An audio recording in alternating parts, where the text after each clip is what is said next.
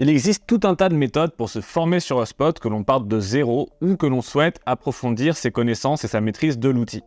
La première méthode, elle consiste à vous rendre sur la plateforme de formation dédiée de HubSpot et pour ceci, sur chaque portail, vous pouvez simplement cliquer tout en haut à droite et sélectionner HubSpot Academy. En faisant ça, vous aurez accès à une mine d'or d'informations, que ce soit sur l'utilisation du logiciel, mais également sur toutes les compétences marketing, de vente, de customer success et autres. Certaines de ces formations sont même certifiantes et peuvent valoriser votre CV. Et vous pouvez les trier suivant leur objectif, et vous pouvez suivre un cours en entier ou simplement la leçon qui vous intéresse pour gagner un maximum de temps. Donc je vous invite fortement à consulter toutes les formations qui concernent HubSpot Software, qui vont être vraiment dédiées à l'utilisation de l'outil HubSpot en tant que tel. Alors HubSpot Academy, c'est un bon début, mais je trouve personnellement que ça manque un peu de mise en pratique. C'est pourquoi un des buts de ma chaîne, c'est de rendre le plus accessible la prise en main et l'optimisation d'un portail HubSpot. Et donc une autre manière de se former à son utilisation est de suivre mes vidéos tutoriels comme toutes ces vidéos de cette série que vous regardez actuellement sur la mise en place d'un portail HubSpot optimisé. Une autre méthode d'apprentissage que j'utilise personnellement, ça va être la création d'un portail de test, ce qui va vous donner accès à un bac à sable complet sans risque d'impacter votre réelle base de données.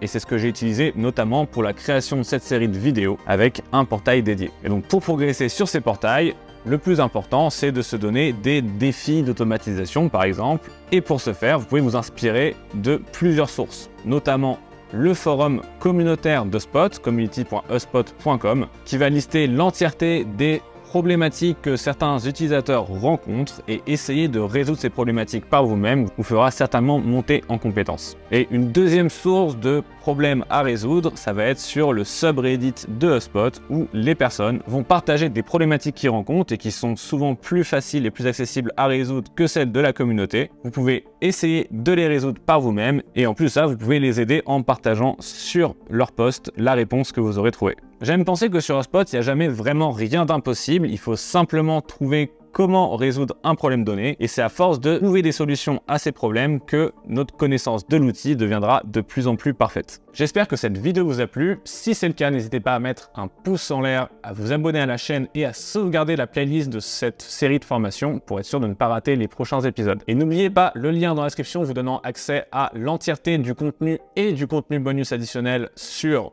comment mettre en place son portail HubSpot de la manière la plus efficace possible. Pour ceux qui me découvrent avec cette vidéo, je suis Grégoire, expert HubSpot depuis plus de 7 ans et je vous dis à très vite pour de nouvelles astuces HubSpot.